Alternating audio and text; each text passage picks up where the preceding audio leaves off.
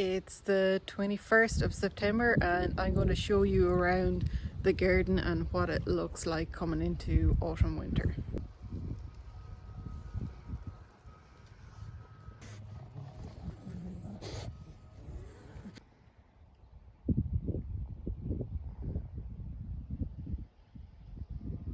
I'm going to start off with this section of the garden here behind me in front of the greenhouse. So these are no-dig beds which I built back in 2023. We have 5 beds here.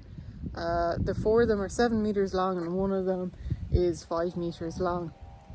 But I have most of them filled now for the autumn winter, which is nice. I try to make as much use as I can out of my garden going into the autumn winter. Because I only have this small greenhouse here, I don't have polytunnel space to carry me over to the following spring with some winter crops, so I try to make most use as I can of my bed space outside. So to get some autumn winter crops, some of them you have to think about really early on in the growing season. For example, celeriac, I would have sowed that in April and planted it in May. Other crops you don't have to start worrying about until the end of June, maybe July, like your winter cabbage, autumn cabbage, stuff like that. And then you have more time to get earlier crops in that same space as well. So a lot of my crop planning, I always like to really focus on those crops as well. I just love having a full garden going into the autumn and stuff that will carry me through the winter as well, which is quite important. Here we have some Savoy cabbage. This was planted in August. So I can start harvesting that in I'd say about a month's time, which is nice, but this can go right November, December, January if you want it. I have leeks behind it as well, and we have some more leeks here as well. So you can see the leeks are kind of dotted out and there's space between them, and that's because with this bed I had cauliflower and broccoli earlier in the season. And as I started to harvest them, or they're close to harvest, I transplanted my leeks in between each plant. Now they're getting a bit shaded, but as I harvested that open space for the leeks, and then they just take over the bed once the cauliflower and broccoli come out. So it's a nice way to use space as well, is intercrop. So once one finishes, the other one starts taking over and growing as well. So it's quite important as well in a small growing space to kind of come up with these little ideas for intercropping, and when one finishes, one starts to take over as well. These leeks would have been planted in May, so the kind of last time sowing or planting of leeks would be May, end of May, pushing it, because you need to time for them to develop. Now these were kind of late going in, so they're still a bit smaller, but that doesn't bother me too much. If I can start harvesting them in November, I'm happy with that. Then we have some autumn winter carrots. So these were sown back at the end of June, and I had an earlier one in one of the other beds. I have some more leeks, and then I have my Brussels sprouts behind me.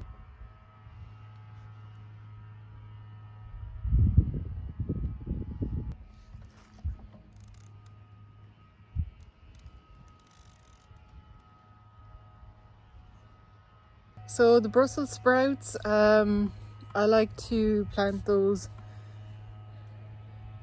in June, end of June, start of July, and I try to push it out as late as I can, because I don't really want to be harvesting Brussels sprouts in late December, early October. So I try and plant them as late as I can, and that gives me time to get an early crop of carrots in here before they go in.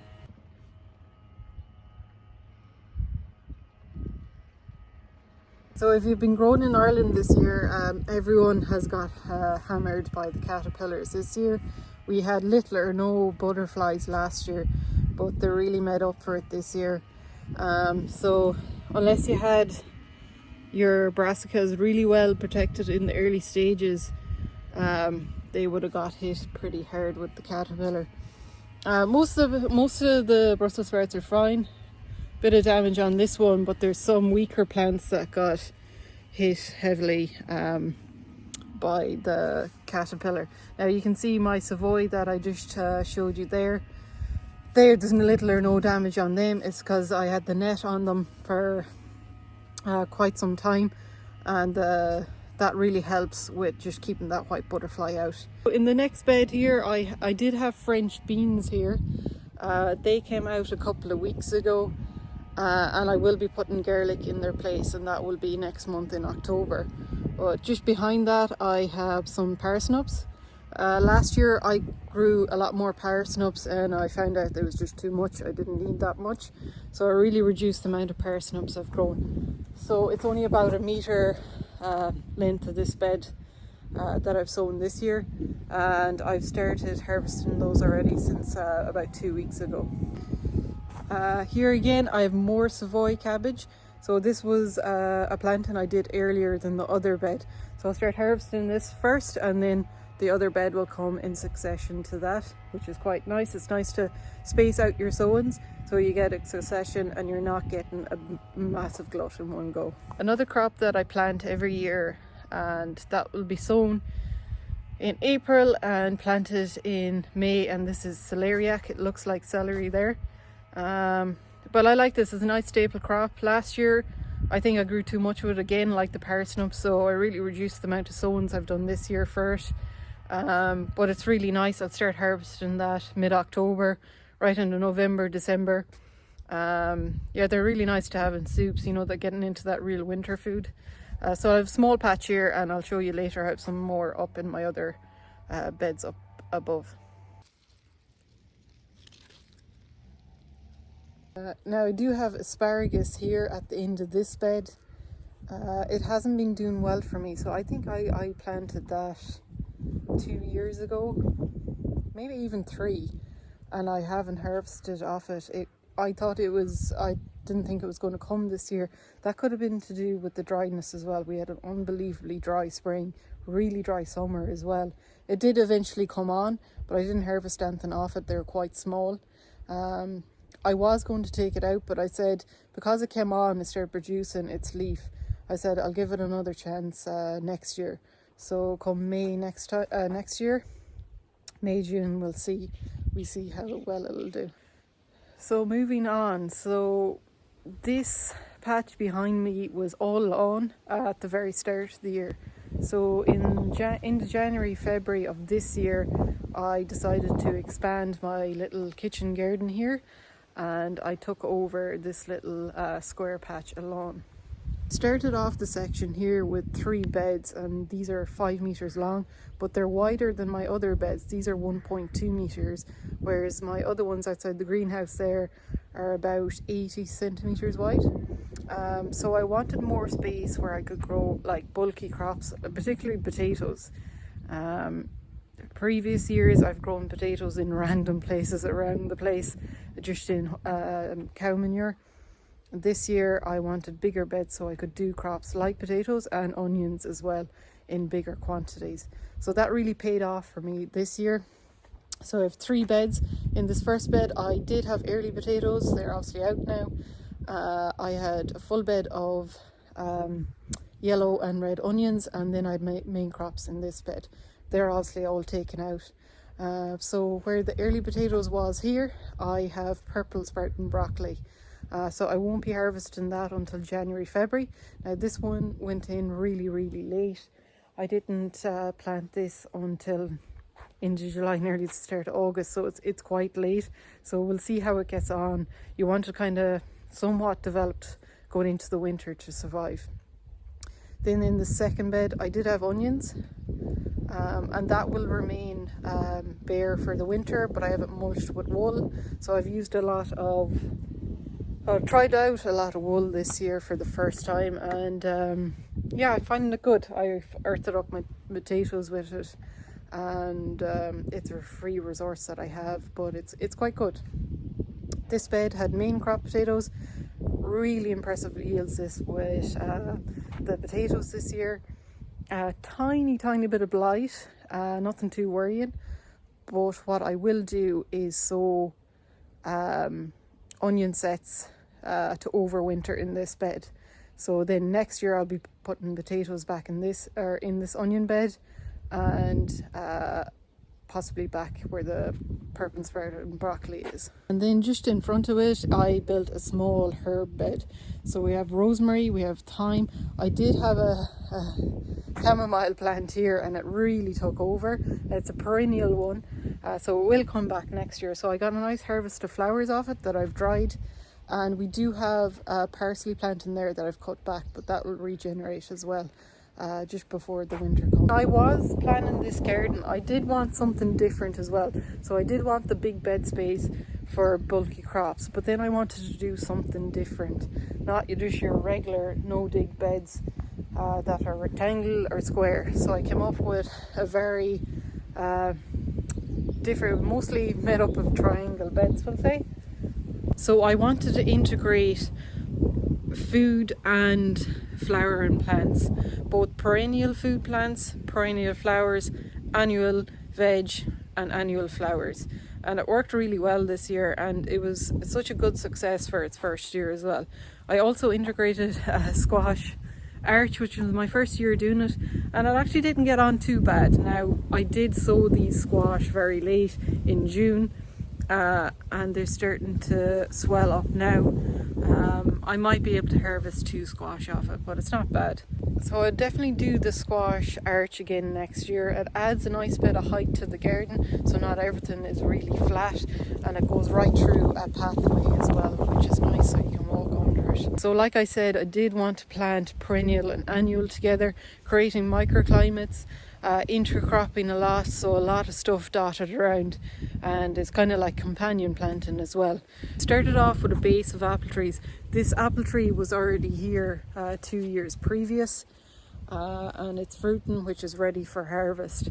So then I got gifted a crab apple, which is planted over here, a Belvedere one, and I have another eating apple variety planted here this year. So that was my base, and then I just started planting random stuff. So anything that was extra from this garden over here, anything I had spare, like leeks, cabbages, cauliflower, I had courgettes, I have kale, spinach, all intercropped into this garden. And then all around that was just flowers, so attracting a lot of pollinators. They're all kind of protecting one another. Pest was, there was little or none other than the caterpillars that I got this year, so it was quite nice.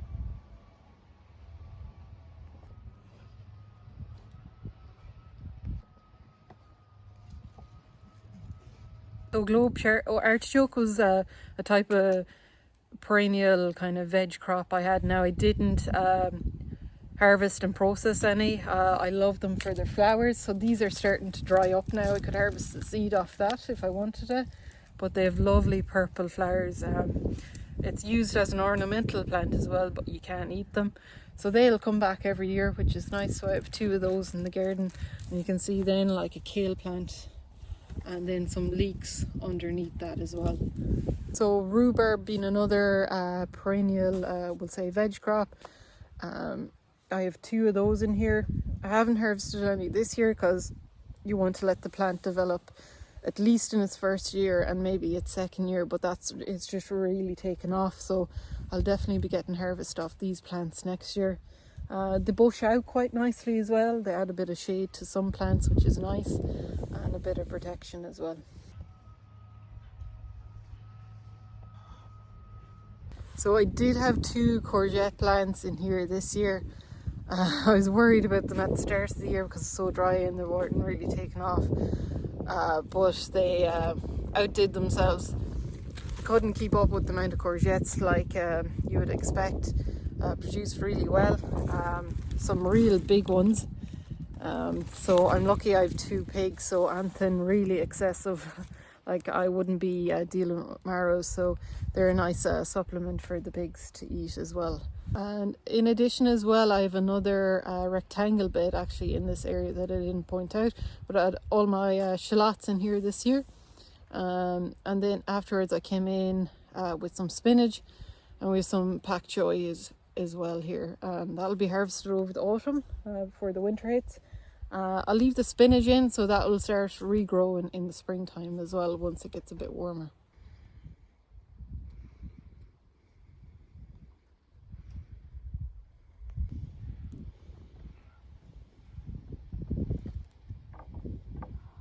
So a lot of flowering plants, and they're all slowly starting to kind of die back now with the autumn coming around, but lots of different colours.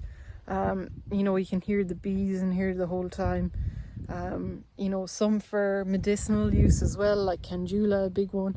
I've dried a lot of those and made oil infusions, balms. Then you can use flowers for vases and stuff. I have annual sage. So they all have a purpose, whether pollinator friendly or medicinal as well. I think it's very important.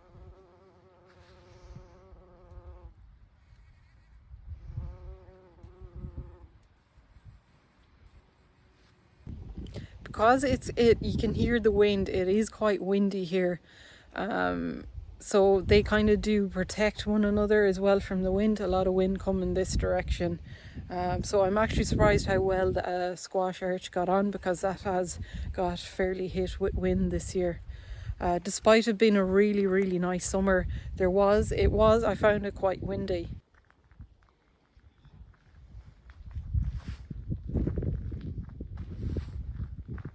So now we're outside the garage. So this is the first bed that was ever made here at the house. And it's just a small bed. It's about 5 meters long. It's 1.5 meters wide. And it's just made with the curbing that was left over. So we have a rhubarb plant here, which is very prolific. I did force it at the start of the year and got really, really good forced rhubarb of it. Now, you're not meant to force rhubarb year after year, but with this plant being so strong, I probably will force it in January, February next year. Then we have the last of the beetroot, so I had a few different varieties of beetroot in here. I did some fennel in here. I did some summer cabbage here earlier in the year, and then I came in with my sown of fennel. This fennel went in late. It was quite a tough year to grow fennel bulb because it's been so hot. It can be really sensitive to temperature, both cold and warm. So fennel can be a hard one to get right, but I can still use the tops as a herb as well. And then this is down in this corner. This is where I had all my salad and a bit of radish. Salad come to an end, the last few harvests of it. And I've a bit of nasturtium growing there for the caterpillars. And then we come to the last and final bed. It's like a raised bed. It's like the one I just showed you. So this is just outside the greenhouse. Now this was actually a little kind of border for there was a greenhouse here. It got blown away. It was one of those really cheap kind of flimsy greenhouses, but a little block border was built for it to sit on. So it's just acting as a raised bed now. So I have this big section divided into 4 little beds, so there's paths in between. It just makes easier management. So I have cauliflower here. I did have my garlic in there at the start of the season, so I'll be harvesting these in the next month. Then I have my more celeriac that was planted back in May, and then I have my Swedes. So I started harvesting the Swedes last week. Really nice. Another autumn winter crop that I love to have.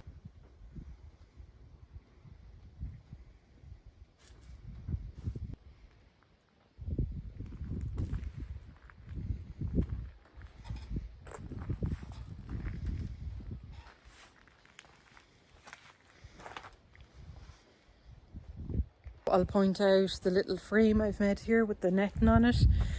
I've grown runner beans on it previously. Last year then I just wanted to grow a climbing flower on it, Morning Glory and Sweet Pea. Sweet Pea was fine. Morning Glory, I've failed the last 2 years to grow it. Now it is a bit windy here, and then they've just got eaten by slugs as well. So next year I might grow peas there. They might do well since the Sweet Pea did alright. We come to the greenhouse. So it's a timber frame greenhouse. This was built maybe in 2020 or 2021. So the beds aren't on the ground, there's paving. A lot of this material for the greenhouse was repurposed, recycled material. The only thing I think that was bought was the perspex on the outside. But coming in, so they're all like kind of on raised timber beds. Ideally, if I was building a greenhouse, I would have the beds in the ground, in the soil, and then adding my own soil or compost or manure. It can be hard growing in containers, so basically big containers, and they dry out really fast. It's hard to keep the soil happy. It's hard to keep the soil microbiology happy in containers. So it does all right. I still get all right harvests out of here, but ideally I'd love the beds in the ground. So I would do all my peppers, chilies in pots on the table here, all the tomatoes in the middle and on this side bed, and lots and lots of basil. Basil does all right in pots, so it does really well every year. Tomatoes I found were okay this year. For such a good year, it was a bit disappointing. I do a lot more cherries than I would other varieties like your salad or beef tomatoes. They're just more productive and easier to grow in this situation as well. But season has come early, into an end early here. Last few tomatoes up top that need to be harvested. I harvested all my peppers early this morning. I actually got decent enough yields off those this year. They did all right. But again, they don't mind being grown in pots. I would grow them in pots every year. And that's about it in here.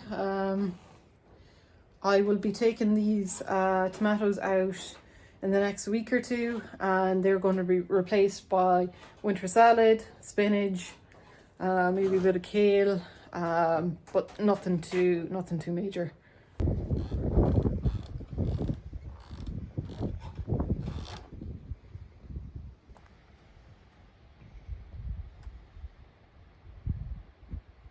So that's my garden in mid-September. It's not bad. Every year it's getting a bit more productive. But like I said, I love having a full garden in the autumn that will carry me through a bit into the winter and maybe a bit of the spring, because I don't have a big polytunnel. And it just takes a bit of planning at the start of the year when you're going to sow things and replace things. But it's just trying to improve every year as well to get a productive garden going through the autumn winter.